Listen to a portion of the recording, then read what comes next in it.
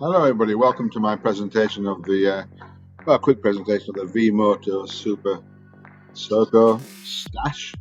The bike will be launching soon, which is brilliant. It's just an amazing bike for the price it should be. Right, let's talk about a few specs. Basically it's a hub motor, which I think is one of the best things because you've got direct power straight to the back wheel. That's a belt involved. The hub motor is a 6 kilowatt hub motor and it's on quite a narrow tyre for 6 kilowatts, so there must be a very good design. It has a 72 volt 100 amp hour battery, which is quite low down in the frame.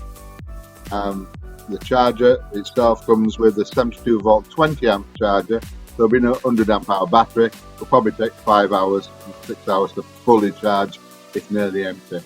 Maximum speed is 61 miles an hour.